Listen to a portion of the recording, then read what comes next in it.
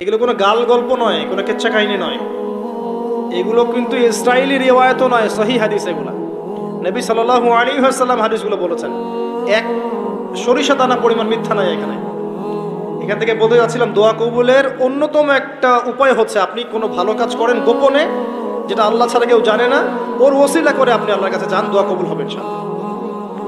আরেকটা অপশন হচ্ছে আল্লাহ পাকের যে নাম এবং সিফতগুলো আছে এগুলোকে ওসিলা করে দোয়া করা।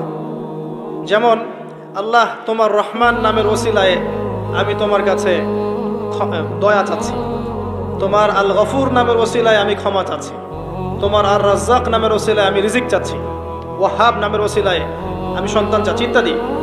কথা কি বুঝতে পারছেন? যে নামের সাথে যে বিষয়টা যায় এটা ওসিলা করে আপনি দোয়া করলে ইনশাআল্লাহ তাআলা আপনি আপনার ফলাফল পাবেন। আর একটা সবচেয়ে বড় অস্ত্র শিখিয়ে দিচ্ছি, এটা আমি কাউকে শিখাইনি আজ পর্যন্ত, আজকেই প্রথম। এবং আমি আমার জীবনে দেখেছি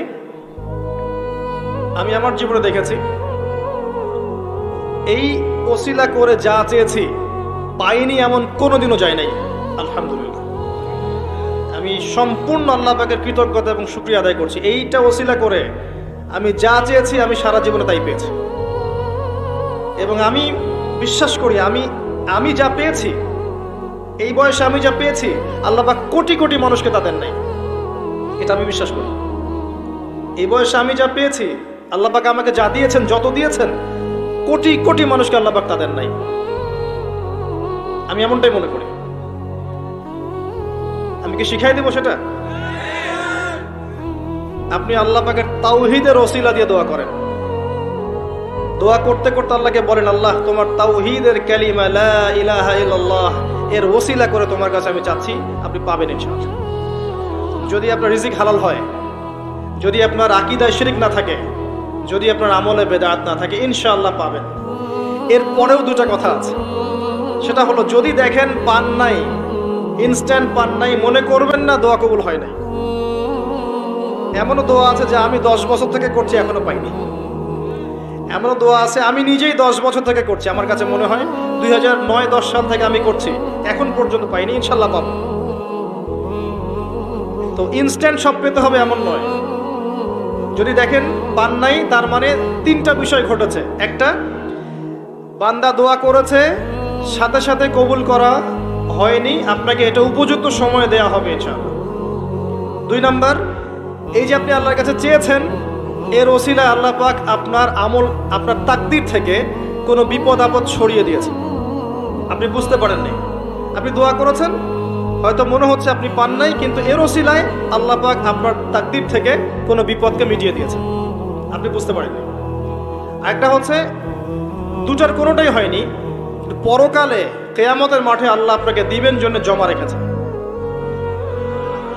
অতএব দোয়া করলে কোনো লস নাই।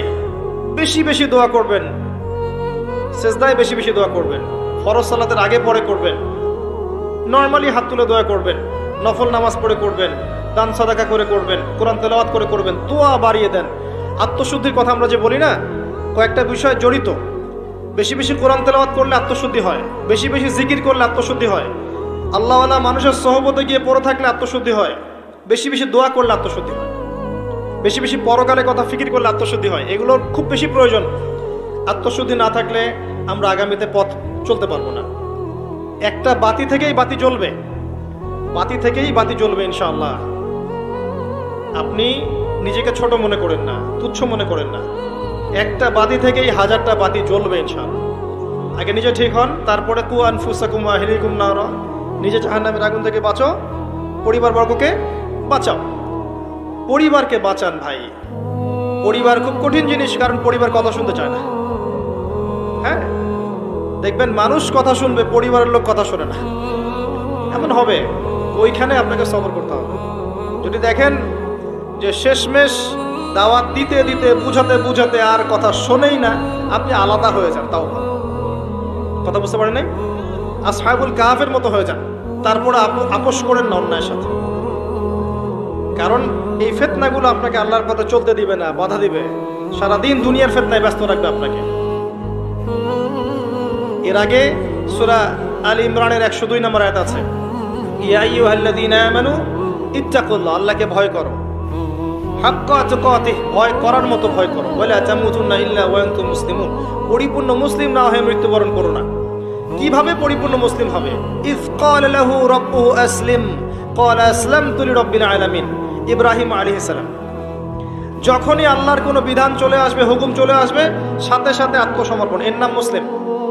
বলবে না যুক্তি কি, দর্শন কি, বিজ্ঞান কি, জিজ্ঞেস করবে না, সে আত্মসমর্পণ করবে, এর নাম মুসলিম। প্রত্যেকটার পিছনে যুক্তি, বিজ্ঞান, দর্শন থাকবে ঠিকই, কিন্তু আপনার বুঝে নাও আসতে পারে, আপনার বুঝে নাও আসতে পারে। বুঝে না আসলে এর মানে এই নয় যে ওর মধ্যে কোনো বিজ্ঞান নাই, কোনো দর্শন নাই, কিছু নেই। ইব্রাহিম আলাইহিস সালামকে বলা হয়েছে সন্তানকে জবাই করো, জিজ্ঞেস করেননি এটা তো আনসাইন্টিফিক, কেন করব, যুক্তি কি, জিজ্ঞেস করেছেন? স্ত্রীকে রেখে আসো, বাচ্চাকে রেখে আসো, জিজ্ঞেস করেছেন? জনমানসূন্য জায়গায় আল্লাহ কি করবো, কেন রেখে আসবো? ইসলাম এর নাম, ইসলাম এর নাম, এর নাম নয় এই সেজদা করো, সেজদা করো আদমকে, সে বলছে খলাকতানি মিন নার খলাকতাহু মিন তিন, এর নাম ইসলাম নয়। কথা কি বুঝতে পারছেন? যুক্তি দিচ্ছে উল্টা, আমাকে সৃষ্টি করেছে আগুন দিয়ে, তাকে মাটি দিয়ে, কেন আমি সেজদা করতে যাবো? এর নাম মুসলিম নয়, এর নাম ইসলাম নয়। ইয ক্বালা লাহু রাব্বুহু আসলিম ক্বালা আসলামতু লিরাব্বিল আলামিন, এর নাম ইসলাম। ইব্রাহিম আলাইহিস সালাম